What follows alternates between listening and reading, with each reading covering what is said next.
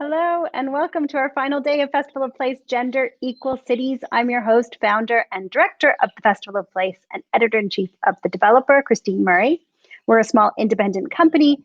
There's some thunder behind me, that publishes words, makes a podcast, and creates perfectly formed events about what makes places worth living in.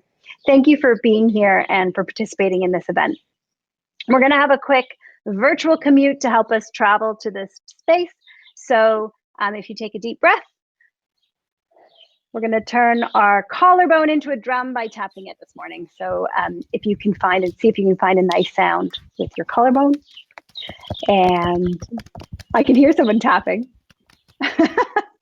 And then take another deep breath. And a tight hug. And we'll do a nice double wave. So hi, the reason why we do things like that is to kind of travel here. We can't commute to the festival and create that liminal space. So we do a few exercises to try to create that space from you apart from the rest of your day. If you missed the last 2 days, all video links are available. I know some of them will be shared in the chat, but they should be emailed to you. So watch for those emails. And if you don't receive them or you can't find them, then just send us a note. We'll make sure you get them. If this is the first day you're joining us, a quick tour of AirMeet. If you're in the app, you may have different functionality. You may not have the social lounge, but there is over on your control panel, the chat, the Q&A where you can put your questions, raise hand where you can deliver the question in person with your camera on or off. And then above is people, so you can see who's here. And if you're on the people page and you want to message someone, you can send them a message by tapping on their picture, and then that reply and message will be under my messages. Are there still emojis underneath me to say hello and tell us you're here? You could find them. Is there an emoji? Send me some emojis. Yes. Good to see you. You know what? It always helps if we see emojis. It's kind of when people say they get hooked on emojis. It just helps us to realize that you as an audience are out there and you're listening to what we're saying this morning. So this afternoon. So as with everything you'll get from this experience, what you put in, it's been really great hearing from some of you that you've done some of our activities this week and discovered some things about yourself or had some experiences that you hadn't predicted. If you want to take part and you haven't been here, you can catch up right now. On Monday, I invited you to do some mark making, to try making as many different kinds of marks as you could. All you need is a pencil and a piece of paper. So dots, lines, to see and to make those marks without purpose or direction, to enter a kind of playful space. And that over time, you might slowly allow those marks to respond to things that you're hearing. And yesterday, I invited you to consider a space in your neighborhood or in your memory where you felt uncomfortable or unsafe. Where you might not like to be there at night or alone. And we can all sometimes feel anxious in those spaces. And I invited you to draw a picture of that anxiety as a character. And it can be as simple as a circle with legs, or a dot, or a scribble, or more elaborate. And to add a speech bubble and to write what your character might say about that space. What is your character asking for or telling you, and what might make that character representing that anxiety in that space feel safer.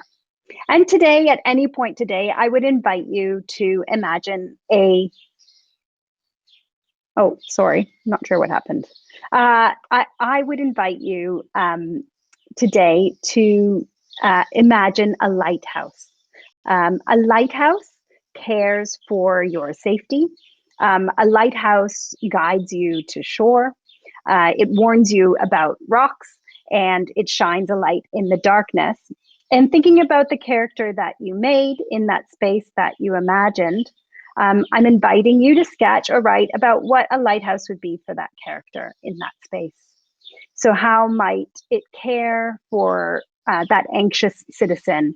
And what would a lighthouse that cares be for that character? What might a lighthouse represent, an urban lighthouse?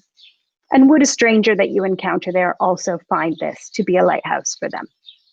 So that's today's activity. I hope you enjoy it. I'd like to say thanks now to our proud supporters for this event, Vestra and White Architecture. White Architecture, an architecture practice that believes gender equal cities are democratic right, and Vestra, who stand up for equal access to places and cities by saying no to anti-social spikes and devices.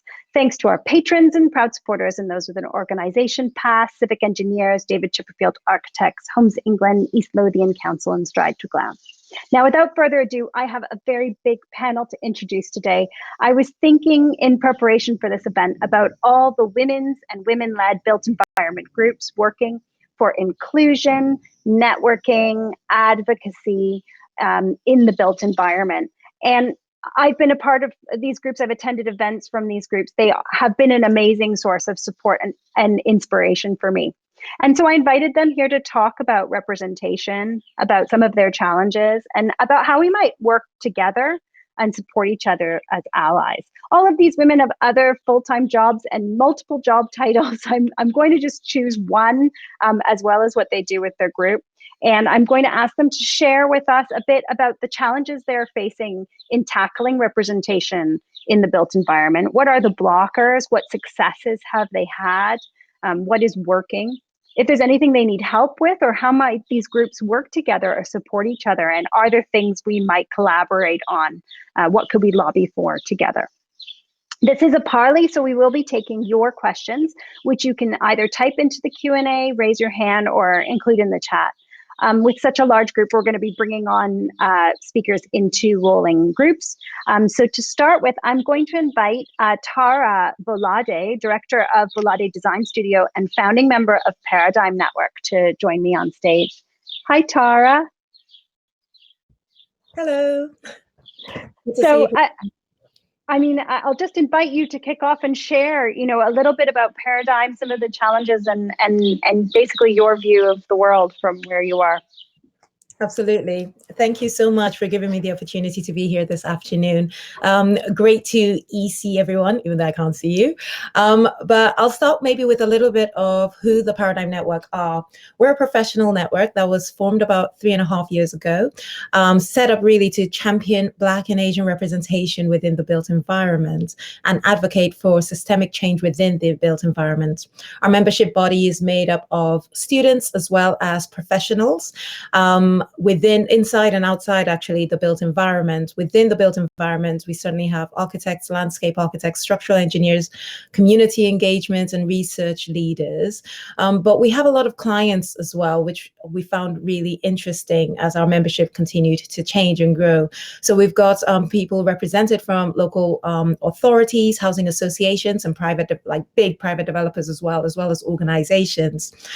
Specifically, I'm going to speak about what we've been up to over the last few years, but also post the Black Lives Matter last year, which I think Paradigm, like many others, responded to, but we were very keen to ensure that this moved from a moment to a movement, asking people to take accountability, so our membership to take accountability, gather data, particularly where they're already part of or lead large practices, examine recruitment and progression within practice, as well as change processes.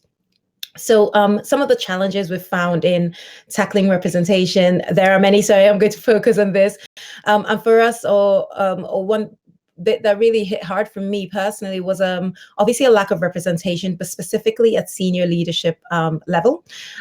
We did a poll actually last year in Paradigm, just off the heels late last summer, to have quite a few Paradigm members on a call and ask about aspiration. And it was a really pivotal moment, certainly personally, to see that so many people, particularly women in practices, chose no longer to aspire for senior positions of leadership within existing practices because they didn't feel that there was space for them at the table. It is obvious to say, but it's difficult to be what you cannot see. And so I think it is a huge blocker when we're not able to have that diverse representation at senior leadership level. Allyship obviously is critical, and personally I've been incredibly impressed, I guess is the word, with the response of many individuals within the built environment, who have chosen to speak up, who've chosen to speak out, who've chosen to speak on behalf of, because it is so necessary, particularly as many in positions that are not leadership positions are able to hear and then respond with confidence actually to a challenge that they're finding out in the work that they're finding in the workplace. So I would really ring the bell for allyship. I think it's such a critical aspect of what we do. Some of the and I'll come back to challenges, but actually on that note, challenges include not just from a lot of women, but also obviously men who are in positions of leadership, and actually having them speak up and speak out and making change because they're already in these positions. We've had a lot of success in the Paradigm Network. So we've had a lot of activity in the Paradigm Network, or what we, I guess, feel is working. And I'll speak on a particular aspect within the myriad of work that Paradigm are doing over the last few years, and specifically as well over the last year. We've had a lot of partnerships with well-established practices, and those partnerships range in speaking at Paradigm events, through to offering mentoring or CV workshops with practices such as Sarah Wigglesworth Architects, who've been there from the beginning of the Paradigm Network, I think, Jessica and Wiles as well, Arkeo, Micah, Squires and Partners, and many others. This has also led to direct recruitments and position advertising within the Paradigm Network, which we do through our newsletters and our very active WhatsApp group. But really interestingly, within the last year, the Paradigm website now hosts a list of Black and Asian-led practices, where leading Black and Asian-led practices and some collectives showcase their excellent work. Specifically, we've targeted SME businesses who've demonstrated a track record in high-quality design and delivery. This has led to really great opportunities where large clients like the V&A have approached us to directly work with excellent diverse-led practices. We've also had people from the film industry, so Channel 4, for example, who've approached the Paradigm Network to be able to gain diverse talent on different shows. And as well as our professional development series, what's come out is our Fireside Chat series, which is really amazing. It's a real focus on championing and spotlighting these minoritized-led practices, where monthly we have hour-long sessions where we have a sneak peek into practices of who they are, what they're working on, their ethos. And this really is about doing our bit to change legacy. It's important that over the years that capacity is built. It's important that over the years small practices become big practices, or small practices become well-established practices. And very quickly rounding up, I think it'll be important, I guess, to see over the next few years where certainly in the short term collaborative opportunities exist between practices, but also between SME practices, but also between SME and larger well-established practices, but also direct awards critically from different types of clients, which is starting to happen. And there's real leadership being shown in parts of the public sector where larger projects and contracts are being broken down, where SME businesses are able to bid directly for work. So I think there's lots to work on and lots to explore. But I'll just end with this. I truly believe that this isn't, not trivializing it, but I truly believe this is not rocket science. In the same way we had to work together for women to have a seat at the table. And as we know, that's still not perfect. We must be able to work together to ensure that Black and Asian-led individuals and businesses have a vocalized seat at the table. Thank you very much. Thank you so much, Tara. I'm going to invite Rachel Bell up now. Rachel is Director at Stride Traglan and National Chair of Women in Property. So Rachel, if you want to turn your stick around as long as you can. So Rachel, will you speak to us? I've got a storm, so if I flicker, it's this electrical storm. But please tell us a bit about women in property and some of the challenges and successes that you're facing. Thanks very much, Christine, and thanks very much for the invite to talk today amongst such great people. And I hope that there are some very many collaborations that we can do. So I thought, as has been illustrated, really, diversity is probably at the forefront of everyone's attention right now. But I'm quite often asked about, is women in property quite new? It feels like it's of the moment, but actually was set up back in 1987, so over 30 years ago. And it was set up by an architect and a surveyor who recognised that they were one of very, very few women in the industry at that point, and looking for a supportive network to outreach and also upskill each other. So as of that, I actually joined as a member in 2006, and one of a handful of people around the industry that have been members for such a long time. That maybe is one of the challenges that we can talk about, being voluntary and retaining people in these type of roles. So in the first few years of Women in Property, it sort of grew organically, and as it is now, it was run by volunteers, running all aspects of the business from branch level to national level.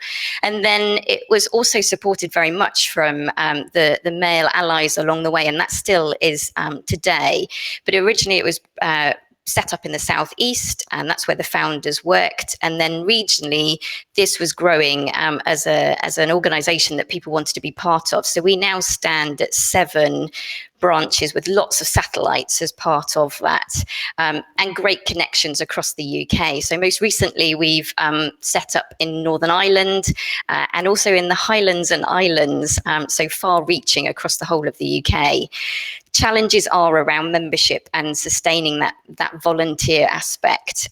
We stood at its most at about 2,000 members up to the recession in 2008, and at the moment it's about 1,000. And I think we're under pressure even more with marketing budgets and people's time, which are really being called into question at the moment. But after 10 years of Women in Property being set up, it was recognised that extra support was needed for the volunteers. And so there was a process then of identifying certain roles that are now part-time paid roles. And that's essentially what the membership fee sustains now, is those 4 roles to help really support the branches. And that covers finance, admin, student awards, membership, PR, etc. Branches do have autonomy, though, to run their own events, the outreach and other activities. And it is a framework of a very lean machine to help to support them. I suppose the other sort of challenge that we have is that people are in maybe short-term roles, even though, my role as a national chair is a year, each of the branch chairs are a year as well. And actually that consistency and being able to kind of learn from one another can ebb and flow. And as a female network, you have maternity leave to deal with. People will come in, have a role, but then move on to do other things. So trying to keep that knowledge and shared ambition is quite a challenge all the way through. But some successes, and probably by the longevity and just the reputation, hopefully, across the years is keeping us going. And I will come on to a bit about how we adapt and move forward. But one success was talking to a female network and in Germany, and just they were learning from us about how in terms of longevity and setting up branches and how support. So we've been far-reaching. Our members are across both property and construction, from all disciplines, and as I said, across the whole of the UK. And we've also introduced in the last sort of 18 months inclusion champions to help look at more diversity and inclusion across the whole organisation. we are much more than just networking in terms of engaging with Property Week's open plan campaign, for instance, and also feeding into the built environment inquiries with the Women and Work APPG. Then there are the other things like student awards, engaging with universities, mentoring, and schools outreach. And I wondered if that was something that maybe we can challenge today, as businesses are struggling with even just getting back into the workplace and offices. I, for one, have been approached by lots of students asking for workplace, and it's proving quite difficult. And I wonder if people are able to connect together to either provide a platform or bring some expertise and knowledge across on a virtual, or even just signposting people together. We, Women in Property, have set up an advisory board as well to kind of challenge back the whole organisation, and that brings in both male and female input into the organisation, just wider expertise as a sort of non-exec director role. And yet, through COVID, we have run over 200 events since March 2020. Things like supporting people in furlough. We have a hardship fund now for members if they are struggling with actually retaining their membership fees. And I think that is probably one of the key challenges, is retaining and attracting members, but also working with the amazing groups that you've gathered today and actually cheerleading each other and ensuring that people know about us. I still have many conversations where other organisations are being set up because they don't know where to go to. And I think this is a great opportunity to ensure we signpost people to the fantastic work that we're all doing. Thanks so much for that, Rachel. And I mean, it really speaks to, I love that we've got these groups that are really just at the beginning of their journey, and then something like Women in Property, which sounds, quite grown up, really established, and even has panels to question what they're doing. I mean, it's brilliant. So thanks for sharing that. I'm going to invite Dana Walker to come to the stage now. And Dana, you're another person with so much experience. Oops, sorry, there's some competitive pinning going on. There we go. You've had a lot of experiences with these groups, but tell us a little bit about your perspective from Built by Us, and also through your involvement in many networking and active, action groups over the years too. Thank you so much. First of all, hello everybody, and thank you for inviting me to be part of this discussion. The work that everybody is doing here is so fantastic, and it's something to be welcomed. I am the CEO and founder of something called Built by Us, which is a social enterprise based in South London in Brixton. And like everybody else, we are passionate about making change to our industry. I truly believe that diversity is the disruption that we need for this industry. There has been for a very long time a perception that somebody who works in construction, someone who designs, someone who curates, someone who looks after property or conservation needs to come from a particular background or look a particular way. And of course, as things have changed, that conversation is changing slightly. But I think what's so exciting about what's happening at the moment with all of the groups, whether they've been around for 30 years or 4 years, is that there's been this kind of momentum building, and that there is a challenge being made to that perception of what our industry is and what it does. So the vision for Built by Us is a world built for all, by all.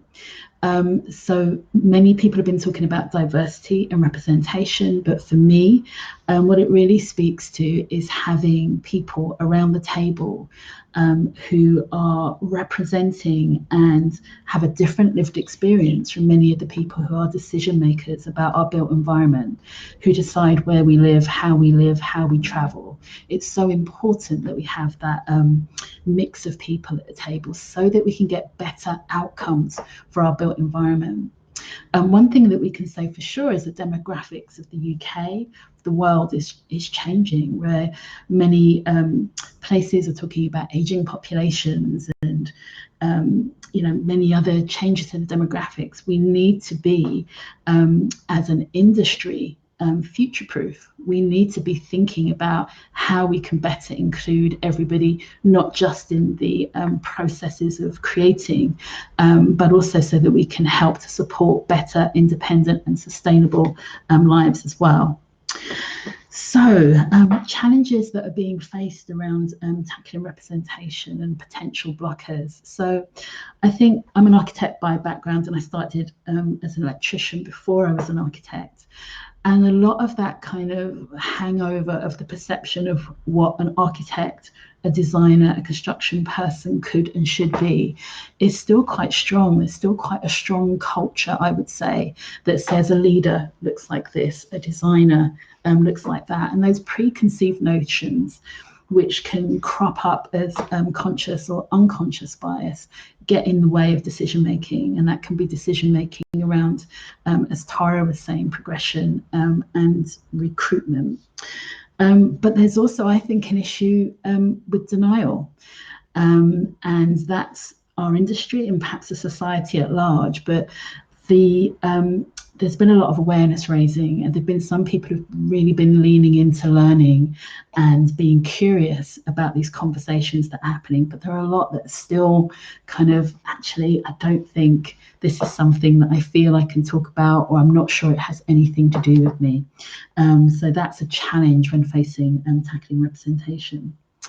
In terms of successes, so there are 3 things that we do as an organisation. One is advocacy, 2 is supporting people, Project U, and 3 is supporting organisations. And it's been wonderful to see the sheer number of organisations that are sort of rethinking and wanting to explore and be curious and learn about diversity and inclusion and how it pertains to them and what they can do to foster change.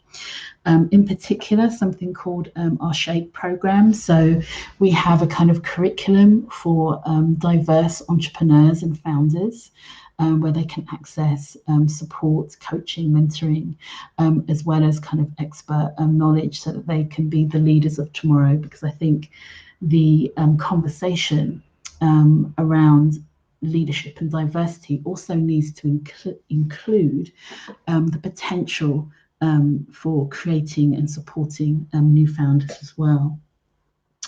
In terms of what we need help with, I think our call has always been pretty consistent, actually, and we're seeing them here today and right across this amazing event. More role models, more mentors. The numbers of people that have started to stand up and say, I'd love to be involved in this, that's wonderful, but we always need more. I'm sure many of the other people as part of this event will be talking about this as well. And I think in terms of collaboration and what we can lobby for, everything that we do is built by us is intersectional. So we look at this in terms of a range of diverse strands. But I think there are strands that are being left behind at times. Sometimes conversations around social mobility crop up. I'd certainly like to see a lot more around age, and I think there's potential for those that are working with multiple generations to be part of that as well. But I would welcome anyone who wants to be part of this conversation, but mainly part of the action. Taking action is absolutely fundamental. We've done, in some ways, enough talking.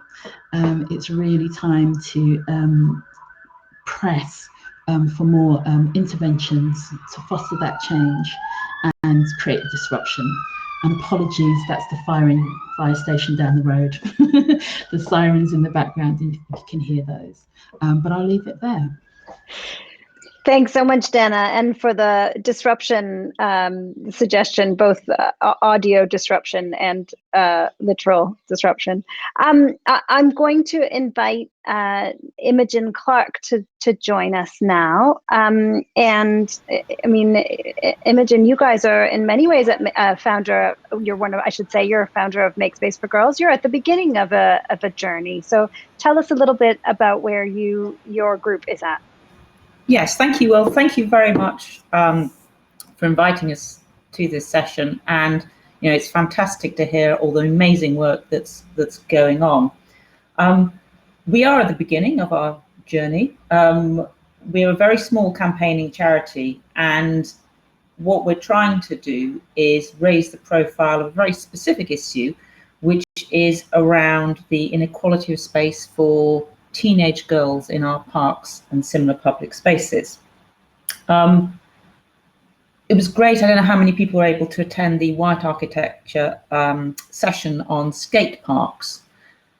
But one of the things that was fantastic to hear about there, and we've picked it up in other areas, is Sweden has data. In Sweden, people are actually looking at the way that teenagers use parks. And in Sweden, they consciously realised that they're producing a lot of park spaces and they weren't being used by girls. I wish I could say the same was happening in the UK, but it's not. And one of our biggest challenges is lack of data. Data is expensive. We know that it is expensive to collect. But when you look at what is being spent at the moment in the UK on skate parks, multi-use games areas, pump tracks, it's quite a lot of money to be spent when nobody is stopping to think, actually, who's using this stuff? And are we getting value for money from this stuff in terms of keeping all of our teenagers active, not just the teenagers that conform to a particular type of young male masculinity. So that's one of our challenges, is around data. I think another challenge is around, there's a kind of gender blind spot here. So much of the time when you speak to people, the answer is we don't design play equipment for boys or girls. We just design for some sort of, platonic ideal of the teenager. And there's also an element of denial, with a lot of people saying, no, what we're doing is very, very inclusive. So I think that's another challenge, and it's something that we would really welcome hearing from others about, is how do you take control from the gatekeepers? How do you get the gatekeepers to give up enough control? Because those gatekeepers are predominantly, white men, as we know. I suppose another challenge that we're facing at the moment is trying to understand how people are using the existing tools around promoting equality. My background is a lawyer, and as such, I was used to using provisions in the Equality Act to promote, amongst other sorts of equality, gender equality. So when I started to look in this area, I thought, great, we've got this fantastic tool in the UK, the Public Sector Equality Duty, which is a legal requirement on all public authorities to really kind of think about reducing discrimination. And in the area of planning and trying to make things more gender equal, the Public Sector Equality Duty has the potential to be a wonderful tool. But when we talk to people about this area, it doesn't seem it's being used very much.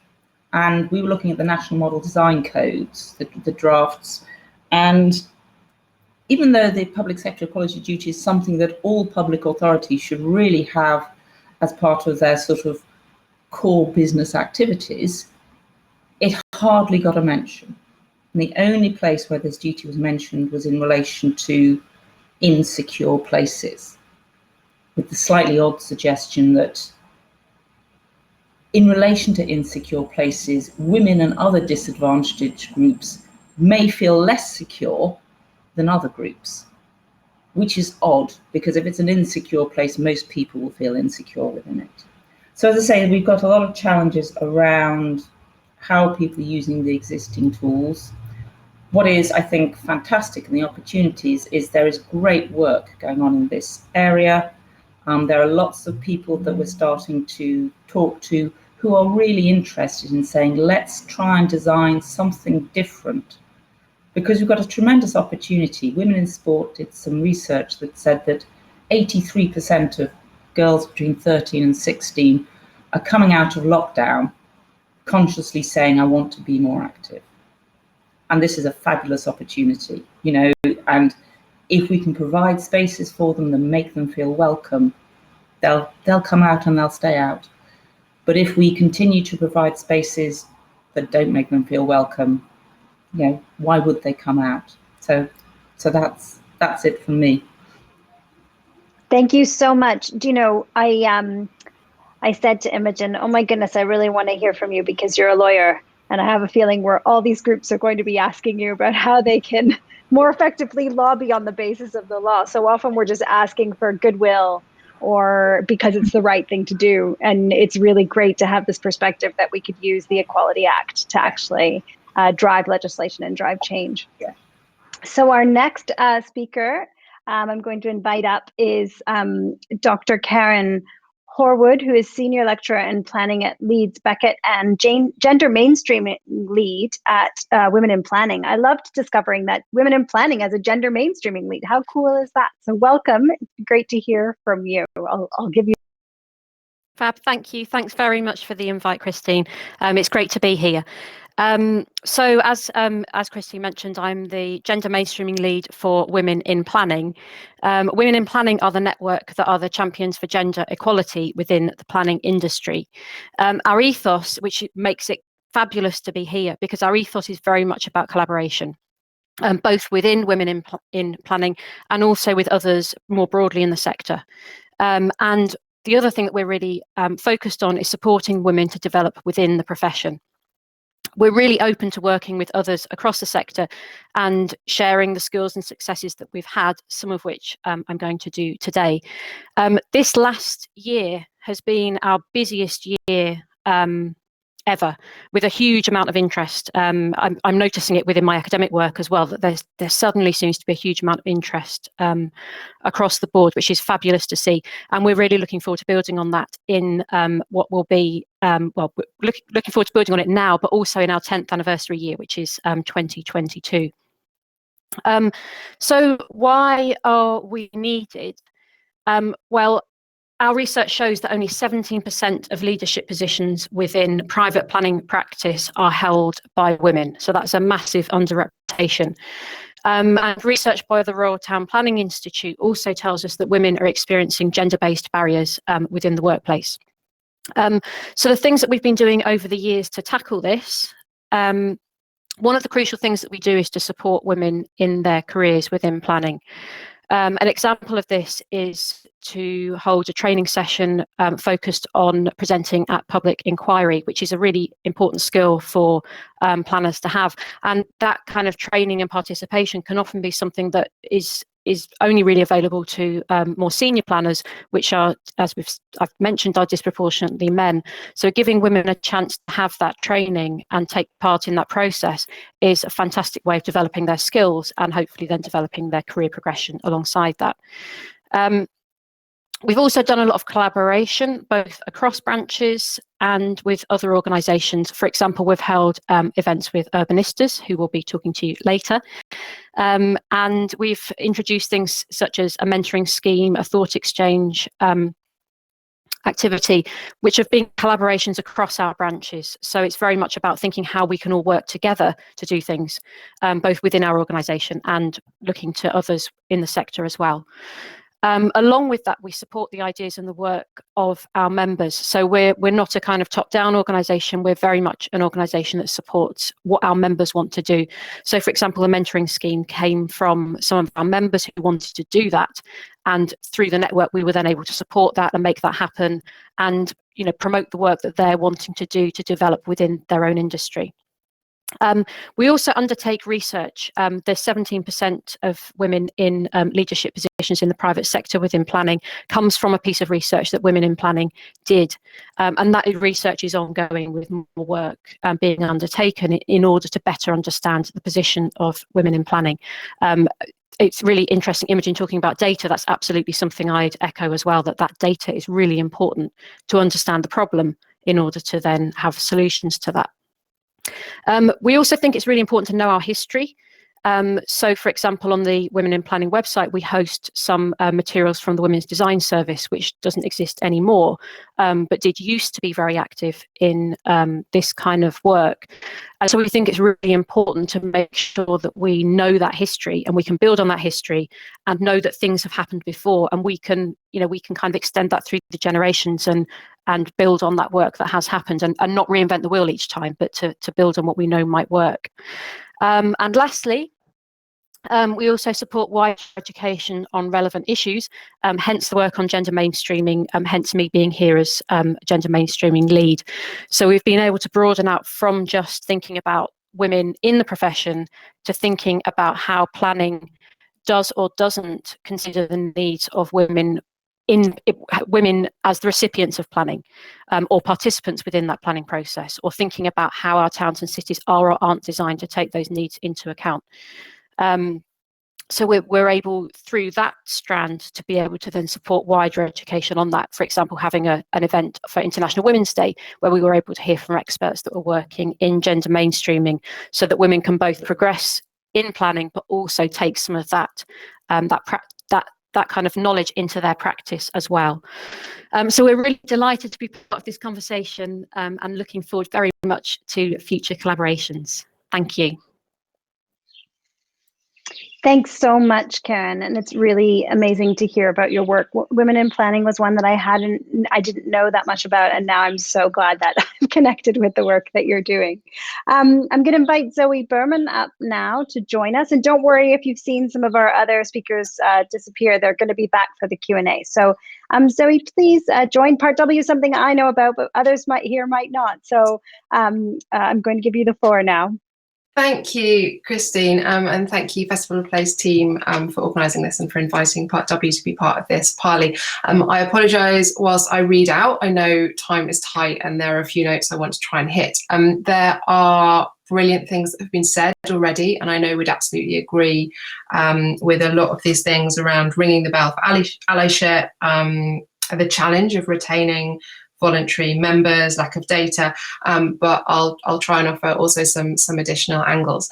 So Part W is an action group that campaigns for gender equity across the built environment, and we're an intergenerational group. Our core team all work across the built environment sectors, and it's on behalf of the group that I'm joining you today. I'd like to share an explanation of how Part W acts collectively to explore challenges and successes.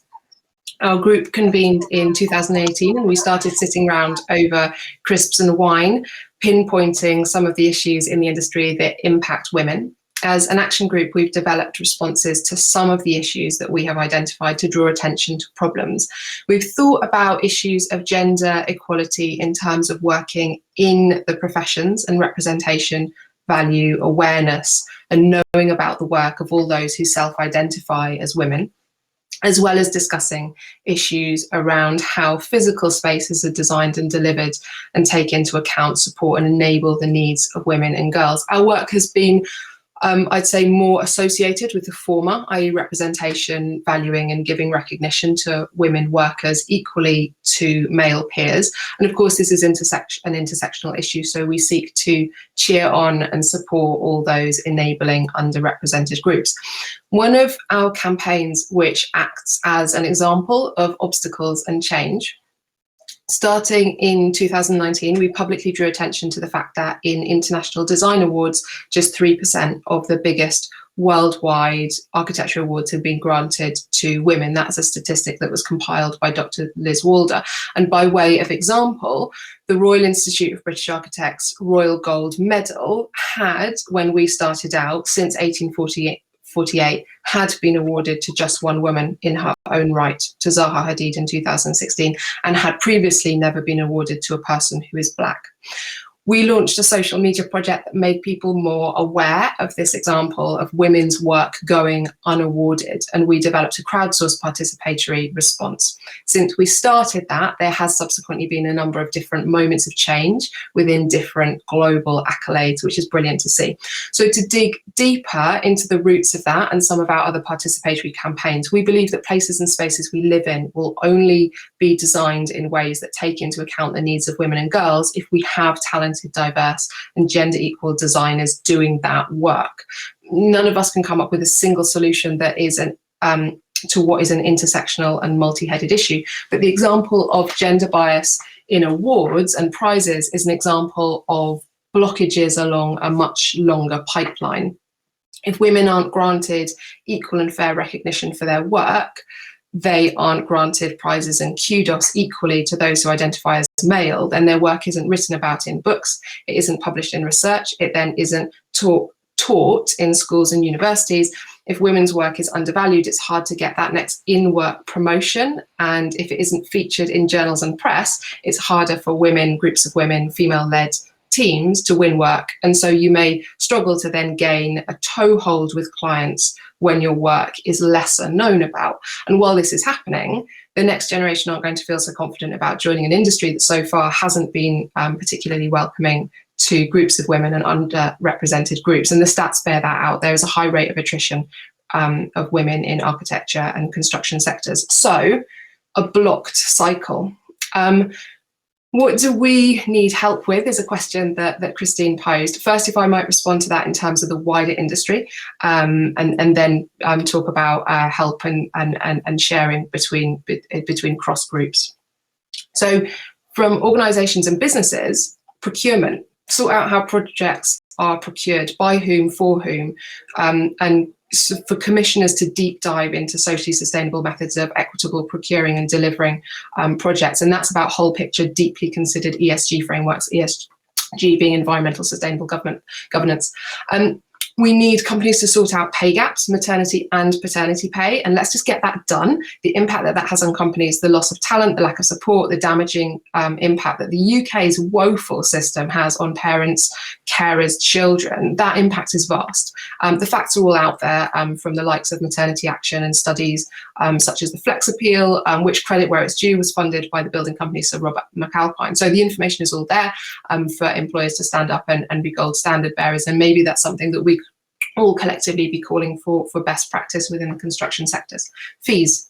We need to pay designers, architects and placemakers properly, and to commit to submitting fees that enable us and our teams to be paid appropriately. It's a real failing that the likes of the Royal Institute of British Architects on architecture side, currently they report on what architects are paid, but that doesn't tell developers and commissioners what professionals should be paid. And the ensuing impact of low fees then always will, both low pay and distribution of salaries will always hit hardest women and those from underrepresented groups and minority backgrounds. So that's help to businesses and organisations as groups and collectives, how we might support one another. Let's some ideas, and there's lots and lots to talk about, but let's seek where we can to get involved in each other's initiatives, to promote, share and post where possible, to co-sign, co-petition, co-write on work so that our voices are stronger together. Together as joint proposers and signatories, we can benefit from our synergy and our critical mass. Secondly, let's stop taking on work for free. Every time that we write articles, produce content, feed into commercial organisations on their work, with us being unpaid for that, we're devaluing ourselves and making it even harder for other women, women who may not have the same privileges or opportunities that some of us might have had. And so I would argue that our free labour is not going to change inequality, or worse still, it will cement a notion that tackling imbalance is optional or a free add-on. So asking to be paid, even if it's a small donation, right through to proper payment. This is something that Part W actually aligned with on another activist group who raised this with us, and it's strengthening and confidence building to stand together on that. And businesses should really be treating investing in diversity solutions as one as the same as investing in recruitment and retention of staff. And lastly, I propose that we be honest about the fact and support one another in the knowledge that this work can be hard. The labour of activism is challenging, and putting our heads above the parapet can be exhausting and at times requires real bravery.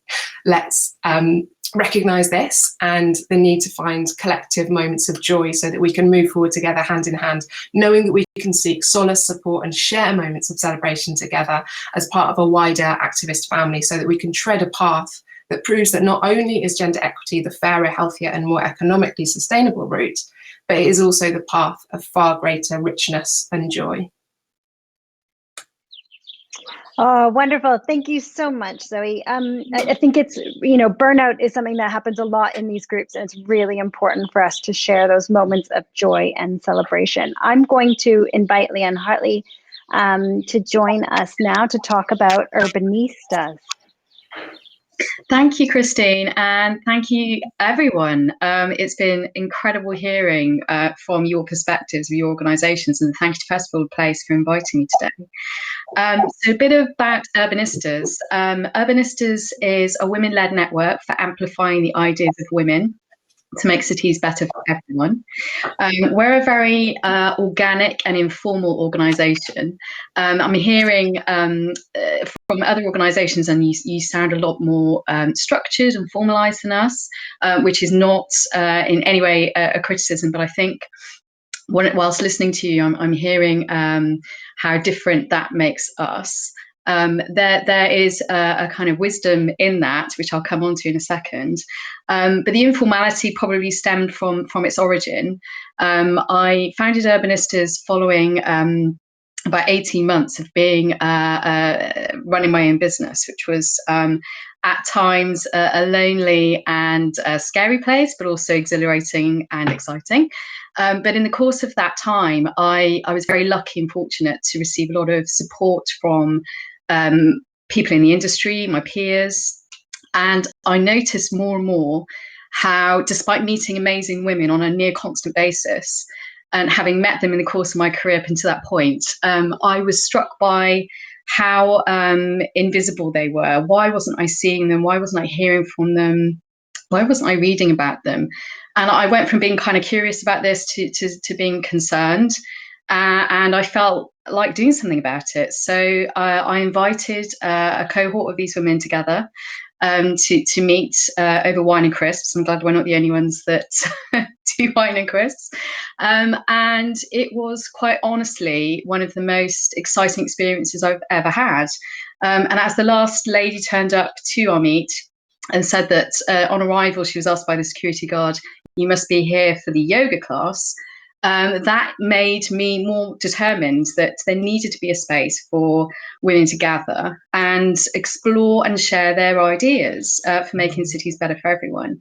And from that point, and 9 years later, so we just celebrated our 9th birthday, Urbanistas has always been a space that women are encouraged to help other women, and we're encouraged to share our ideas, however embryonic they may be. And actually we encourage women to share them in their raw state, because we think there is a huge need for women to take the lead in shaping the changes that we need to see in our cities for the benefit of everyone. So we offer an opportunity through our meets for women to bring their ideas to the table, to get that support and that endorsement and that encouragement from their fellow peers, their female peers. And it's a really special space. And we wanted to deliberately make a special place for women to be able to do that. There is no formality to the meets in the sense that women are able to share their ideas in whichever way they choose. They can choose to do a presentation, or they can choose to speak openly, as I'm doing now. And as simple as that sounds, it is really important for encouraging women to take the leap and use their voice to share an idea that's personal to them. So another key point and part of Urbanistas is having the opportunity to blend your professional skills, your professional experience, with your own personal, values-driven ideas. And I've certainly felt over the course of my career that I haven't been able to bring my whole self to work. And I think that's a massive thing to be able to do. And I know that's not unique to women, but I think there is an element of timidity. There's an element of not feeling comfortable with being able to vocalize for whatever reason. And I think what Urbanistas offers is a really special place to be able to do that and grow your leadership skills, grow your voice, and shape your ideas. So coming back to the informality piece again, Urbanistas is extremely open. So we actively invite women from beyond the built environment profession to come and share their ideas on making cities better, because we recognise that everyone has an opinion on their place. You don't need to be a built environment professional to understand what would make a place better. Local people are the experts on their own places. As built environment professionals, obviously, we are focused on that from a professional perspective. but we're all citizens and we all have a part to play and an opportunity to share our ideas. So as a result of that, Urbanistas is a very broad church. We've got members and participants from all sectors, all parts of from the perspective of city making. That ranges from journalism to charity work to medicine. And that also, I think, makes this is a bit unique because you do get that richness of perspective, which you may not find if it was purely driven by built environment professionals. The other aspect I think I want to draw upon, and I won't continue too much longer, is the structure of Urbanistas. We obviously began in London, but I think the simplicity and informality of our model makes it very exportable, beyond inviting women to a space over crystal wine to share their ideas about cities and seeking out a space that's uniquely about women. That is broadly it. And so it's very malleable. And as a result, we have chapters across the world. So we are about to launch in Melbourne. We have chapters across Europe and America. And the beauty is that each chapter reflects its city and its membership, which it should. We're all unique, cities are unique, and so are the people living there. So the specificity of that place drives the flavour of that chapter, if you like. That's a really special part of Urbanistas, and I suppose the challenge for us is balancing that freedom and informality with capacity. So for us, the challenge is, given that we're purely voluntary and we have no funding, are there ways that we could support our chapters more as we grow, and we're frequently getting requests to grow chapters in other places. How do we manage that with doing all of this in our spare time? I'm never ever unsurprised by the immense amount of enthusiasm that powers Urbanistas, and I'm extremely proud of how the chapters have responded to the COVID-19 pandemic by coming up with amazing ideas to reach out to women during the pandemic still and keep the connection alive. So we have absolutely loads of enthusiasm, but how do we grow that in the future and make sure that where we can continue to encourage as many women as possible to participate. Thank you. Thank you so much. It's something I've been hugely inspired by, is how Urbanistas has been able to, as a model, spread, and also how it's been able to kind of revive itself that way. It feels like it's burnout immune. I'm sure it isn't, because I'm sure you guys have a lot on, but that ability to kind of share it. I'm welcoming Priya Shah up. Stick around, Leanne. And Priya, thanks so much for being here. It'd be great to hear about BAME property and your journey, where you're at right now. Yeah, thanks so much for having me today on your Parley, and it's great to be in such amazing company with all these other female founders across the built environment. BAME Property is just over 3.5 years old. It started as a networking organisation. Prior to that, I was quite young in the industry, in my early 20s, going to networking events, not seeing that much diversity across panels with the attendants in my clients that I was working with. They weren't very diverse project teams. I went to a meeting with one of my former clients where I once got called an Indian princess. So a culmination of all of these things really inspired me to create BAME Property, to create that safe space for BAME and non-BAME professionals to come together and to network in a safe and a comfortable environment. And certainly pre-COVID, we had numerous events across the real estate sector. So with the likes of Savills to Knight Frank, Cushman & Wakefield, we had one of our flagship parliamentary receptions with them. We've commented in the media frequently. We've sat on panel events. We've done quite a lot. And then obviously COVID-19 happened last year. And that's when BAME Property started evolving to, start providing more strategic advice across the built environment. Black Lives Matter was a real, pivoting moment for us, where I was completely inundated with requests from the built environment asking, what should we do? how should we respond to this movement that is taking place across the world? And one of the first things that I said was, are you checking in on your Black colleagues? Are you asking them, are you okay? Their trauma, their mental health was perhaps more important than the company's public image and their blackout square. And that was, one of the things, and one of the, I guess, moments that I realized where companies didn't just want events at that point. They needed actual strategic advice. They needed guidance on exactly how to respond to the, ethnic diversity issues that we were facing, not just in our industry, but as a society as a whole.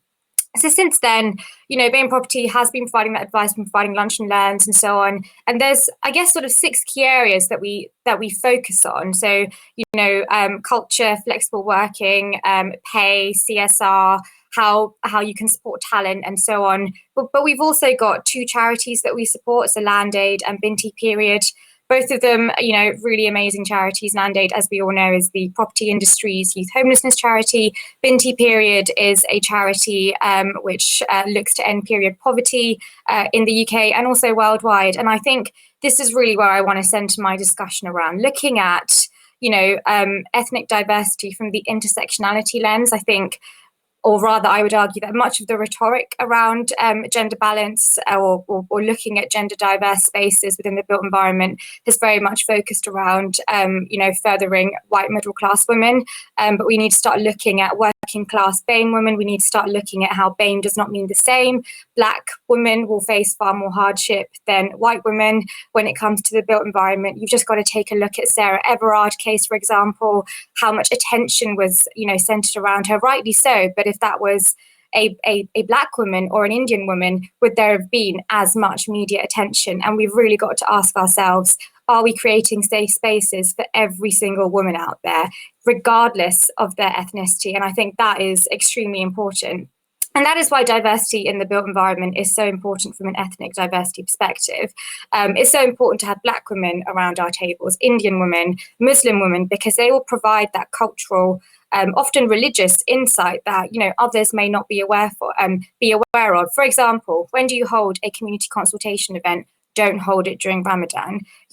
When or don't hold it during Navratri, one of the Hindu community's major festivals. This is so important. These sort of insights, you don't just come onto the table. You've actually got to have the right people there to, give you that insight. When it comes to pay gap reporting, we've been doing gender pay gap reporting, for example, but are we looking at Black women and their pay? Are we looking at Indian women, Polish women and their pay, for example? Because they're going to be right at the bottom when it comes to data collection and how we actually understand this. When we talk about data collection as well, are we actually explaining to our employees why we need that data? If Black women have been the most discriminated when it comes to their careers, why would they willingly give you that information? So if you're not explaining to them why you need that information and what you're going to do with it, then why should they give you that?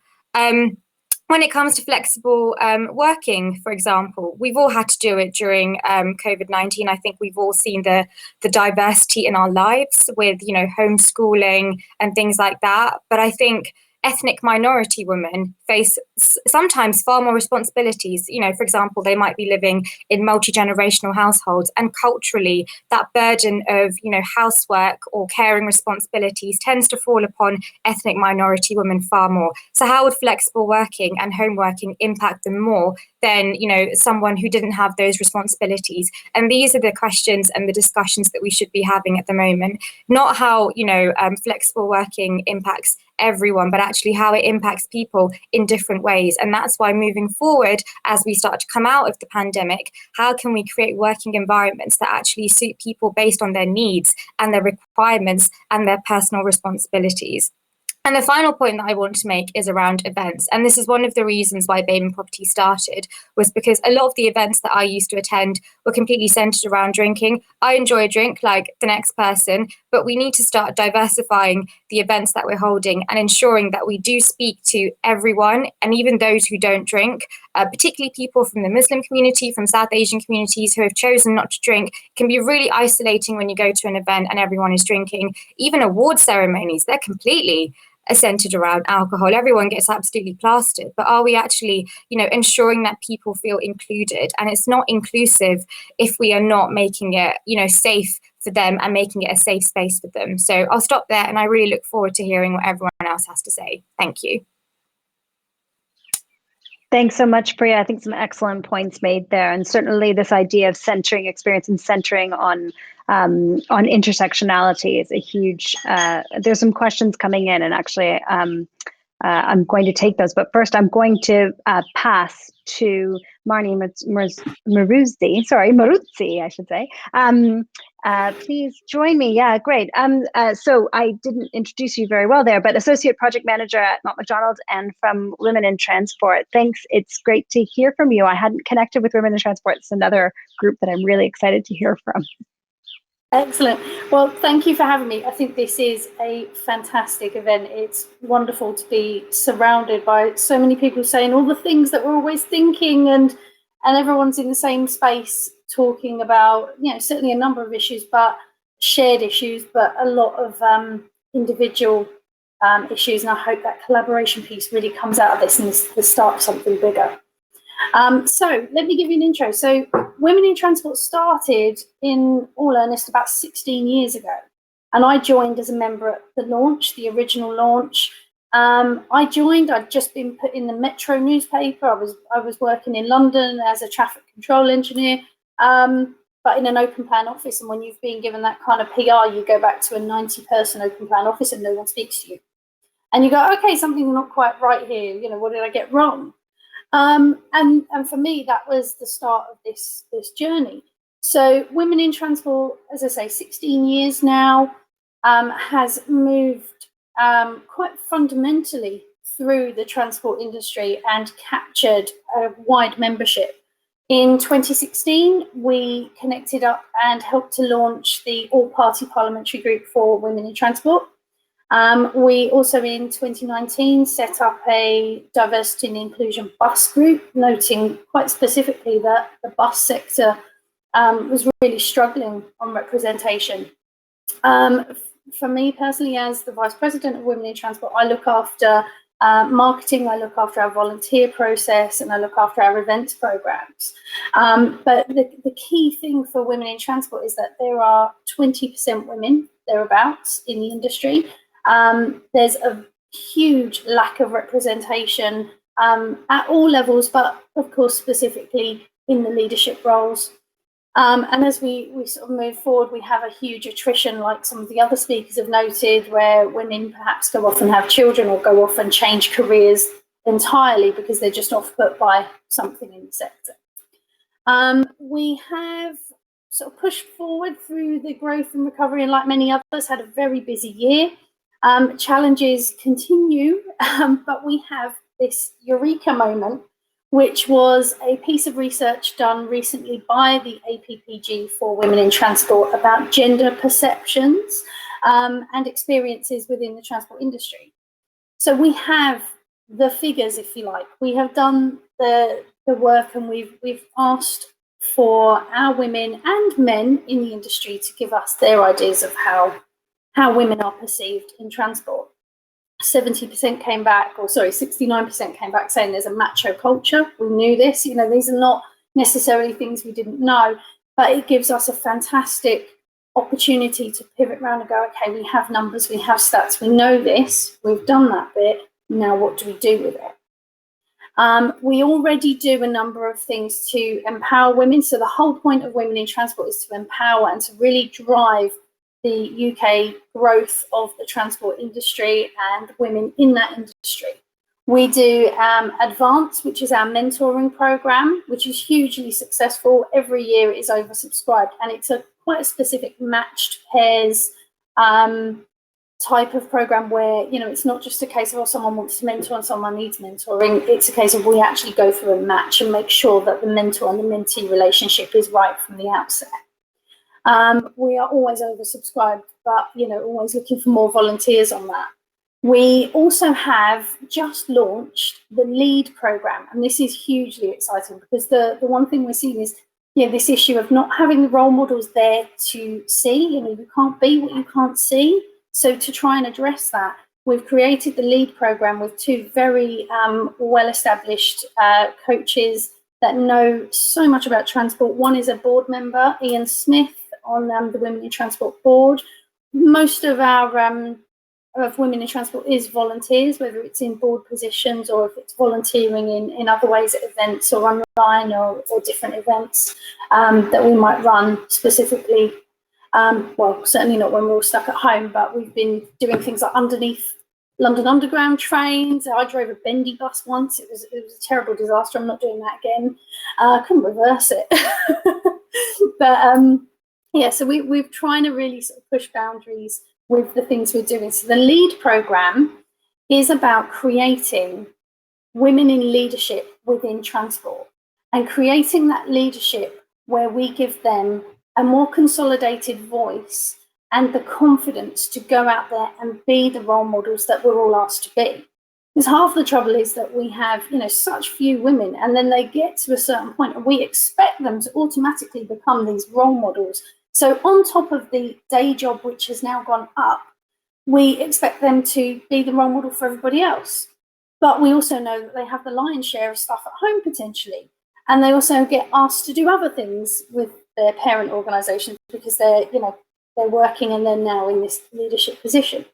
So the point of LEAD is to empower a group of women to really drive forward a senior leadership capability and strength in number and an alumni network that will create a legacy for women in transport and really for those women that they're working with and that are still coming into the industry. Huge pipeline issues, like many others have said, we have institutes where they're quite slow to change. And so we need to find other ways of tackling pipeline issues, and certainly apprenticeships, graduate programs. I'm really keen on looking at returner work, whether that's returning from having children, returning from long-term sickness, or perhaps even people coming back from sort of caring or just being in a different career entirely. Transport is very diverse in terms of the work, so some roles are better suited for flexible working than others. Some are operational roles, some are quite specific technical roles, and it's how we sort of still try to improve and progress and make positive changes in those areas. That's really key for the transport industry. It's not just about improving one area or another. We have to look at the vast array of jobs that we have and the vast array of women that we have or don't have. So I'm conscious of time, so I'll just wrap up. But effectively, the challenges are there, and there's a lot of things, a lot of shared learning that we've had. But in terms of what we would like help with and collaborating with, we're coming out of this huge recovery. I think it's really good if we could share resources, if we could look at innovations.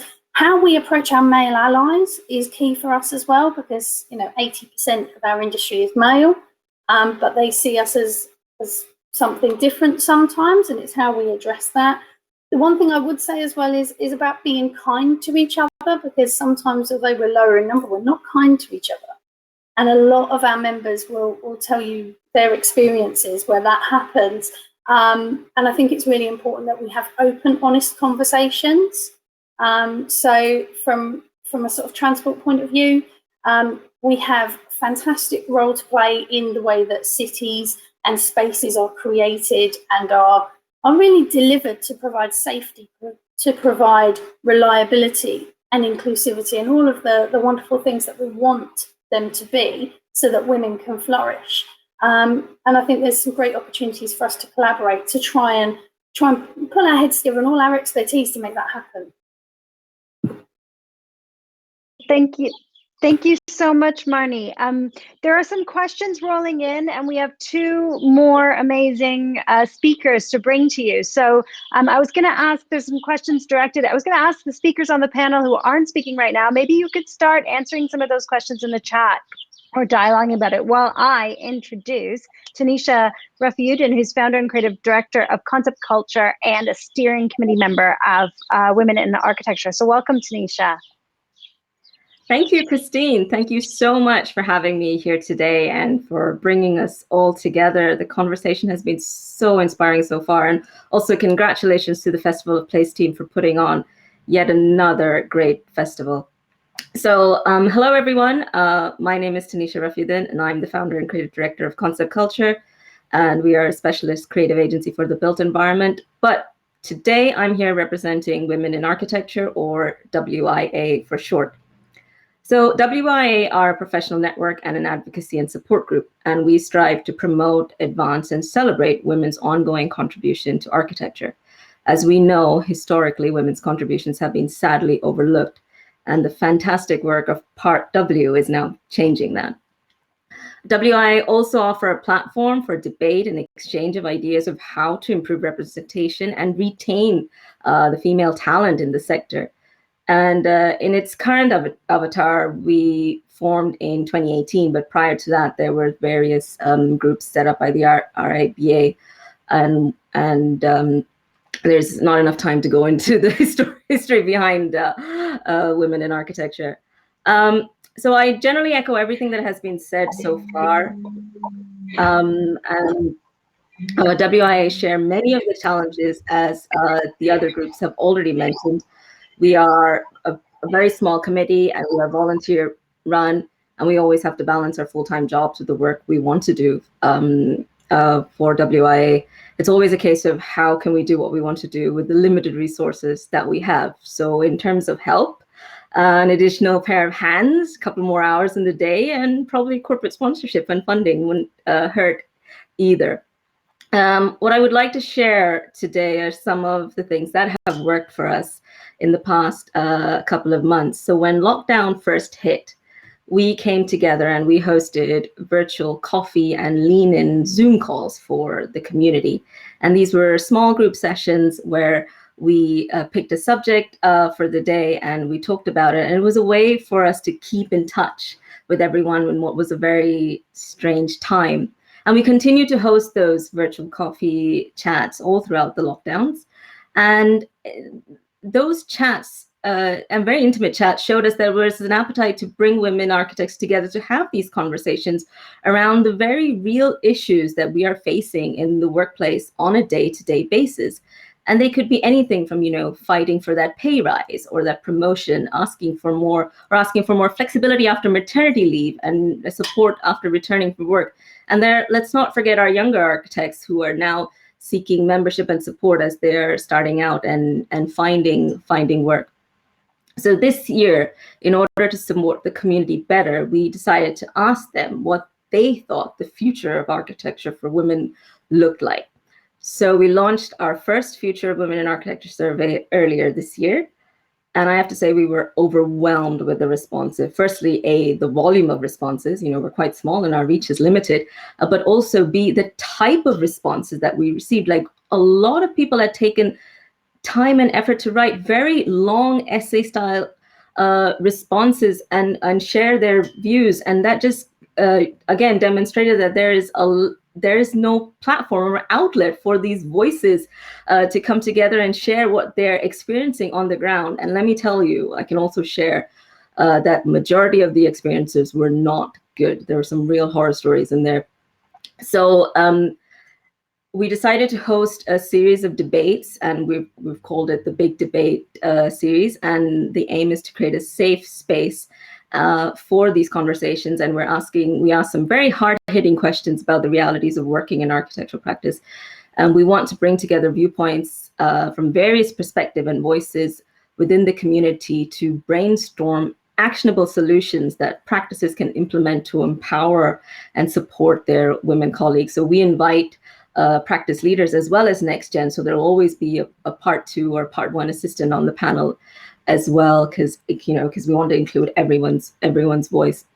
And what we're also doing this year, we've launched an education series of events, and we call these WIA workshops, and they're like bite-sized workshops where we share practical tips on topics like leadership or storytelling or color in architecture.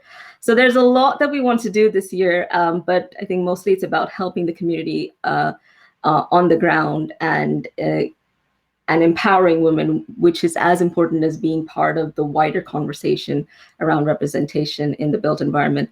So I think my question today for all the groups here today and the audience is, how can we rally together and band together to create this platform or this resource that we can tap into? Similarly, on the lines of probably pregnant and screwed, I think Christine mentioned it to me in an earlier conversation, and I came away thinking, is there an opportunity to create a built environment specific pregnant and screwed that, and I'd be very open, and WIA would be very open to continue this conversation to find out. And for me personally, these groups, particularly Dana's Built by Us, her mentorship program, and NAWIC, which another group is not here today, helped me crawl out of very adverse situations at work. So it is vital that we continue to support these groups because they are helping people. It certainly helped me.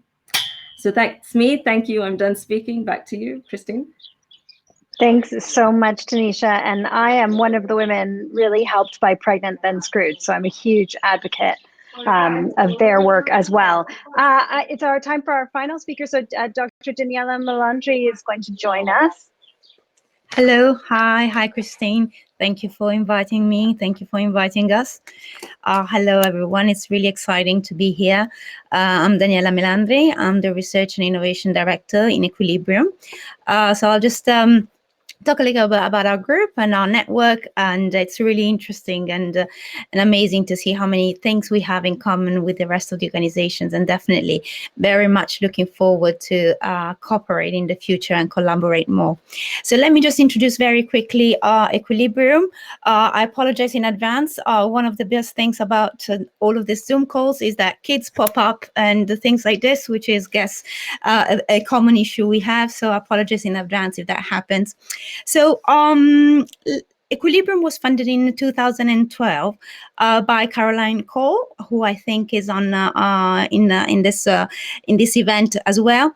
And it's a group of multidisciplinary professionals from the built environment, in particular architects and women.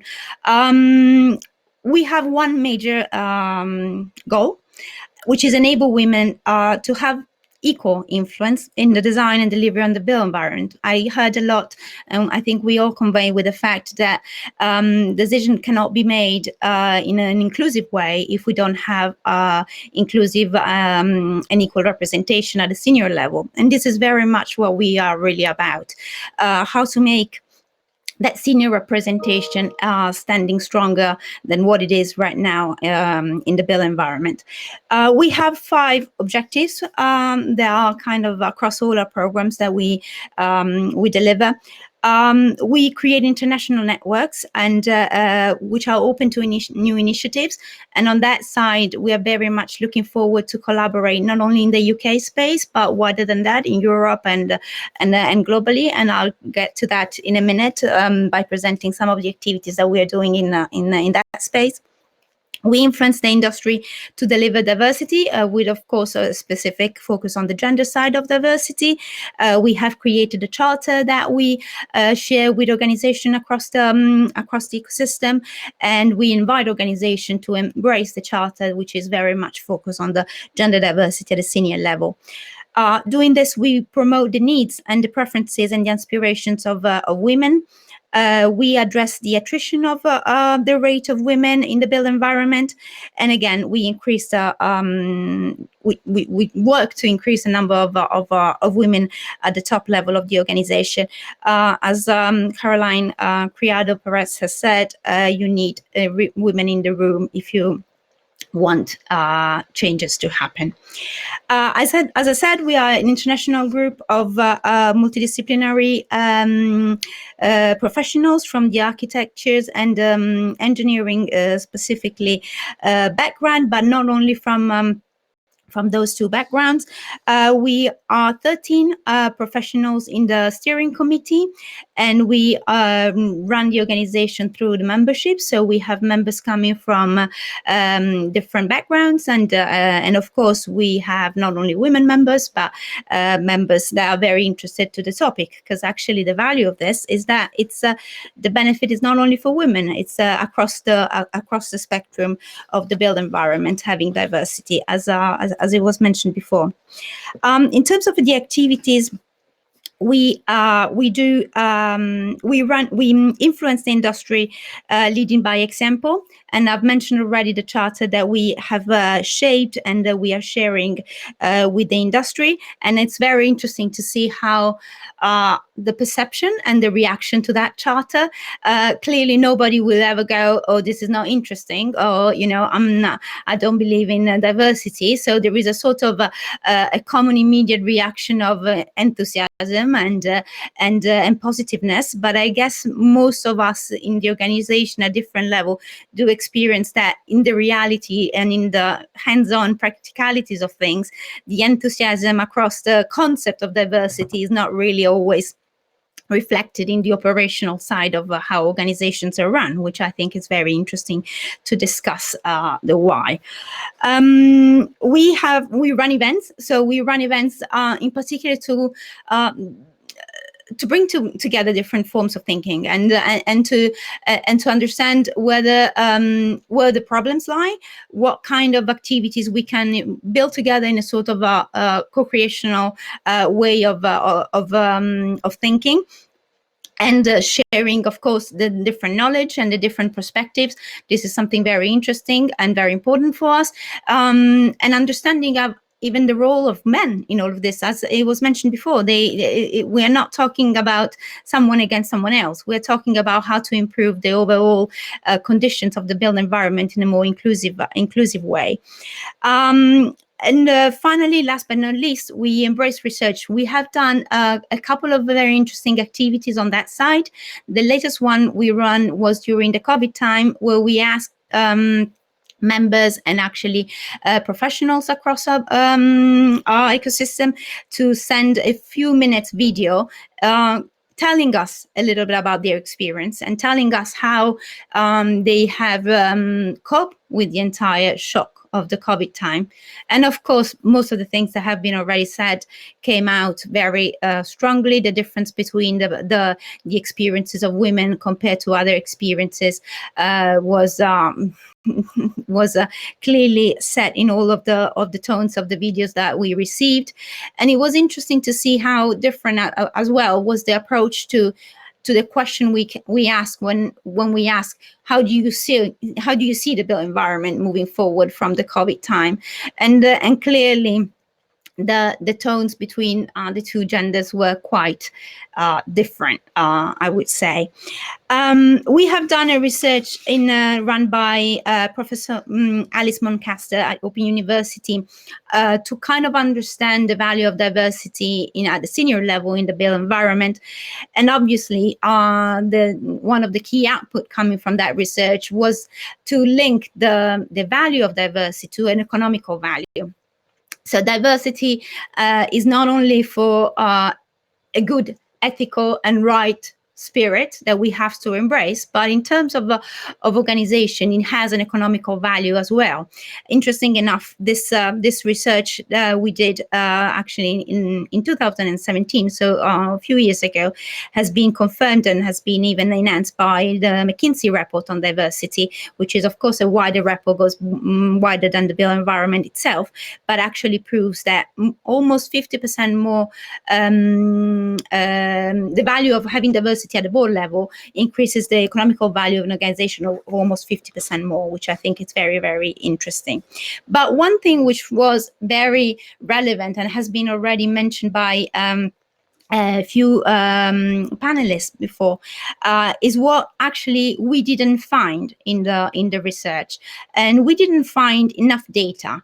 And this has been, I think it was Imogen Clark from A Make Space for Girls that mentioned this, and other colleagues. The data aspect of how we really shape more inclusive environment is something really, really important. Data do not only, describe the world, but do shape the world as well. So this is something we found during our research, and actually this is one of the key topics that we are going to deliver in a project that we have just been awarded by the European Commission. This is a very big project around air pollution in cities, and Equilibrium will be a key partner in delivering the diversity aspect. The project is called itself Diversity. Of course, it reads diversity. I'm very proud to represent the project through the lens of Equilibrium here, but even through the lens of the project leader. So it's kind of a bit of a double act here, and all of this discourse around the data will be how will be really focused and stressed during the next 4 years during these activities with 26 European partners and 68 organizations from all around the world. And the role of Equilibrium will be to make sure that the data framework that we will be creating will be fit for purpose, will be inclusive, will look at the gender gaps, and will actually fill these gender gaps in a way that what we are describing is increases and mirrors the reality of our cities, which actually are lived by half and half of the population. In that sense, the role of Equilibrium in this specific project will be much wider than the part related to the data set. It will be very much around mentorship, and in a way, we have actually, interesting enough, started to deliver on that ambition already during the shaping of the project. I think Caroline and a few other of the steering committee are around here and can remember how many conversations we had with big professors, with senior experts from all around Europe when we were saying, guys, we don't have enough diversity in real practice when we make policies in cities. When we make decisions in cities, can we start shifting the mindset towards that kind of inclusivity? And sometimes it's just like we don't have a problem. You feel like just people don't see the problem in a way, and that's very interesting. So our role will be very much around mentorship as well. And on that note, we will support the creation of a set of communities of practice around Europe. So not only in the UK, but in particular in 5 cities around Europe: in Aarhus, in Denmark, in Spain, in Castellón, in Orvieto in Italy, in Potsdam in Germany, and in Bucharest in Romania. And that community of practice will have exactly the ambition to create a space for diversity, for gender equality to be at the center of the conversation when it comes to decision making in our cities and in the built environment. We will work on this note with quite relevant organizations like the JRC, which is the European Joint Research Center, probably known to many of you because it's the organization that leads the Covenant on Mayor. And we will work with the United Nations, the UNHabitat, and interesting enough, the UNHabitat has just released a toolkit which is called Her City Toolkit, which probably you might know about it, and we will collaborate with them in terms of linking the Her City Toolkit to some of the activities we will do in this project. I'm conscious of time, so I think, Christine, I have more and more to say, but I'm very thrilled about being part of this panel and really looking forward to create synergies and collaboration with all of you. So thanks for inviting us here.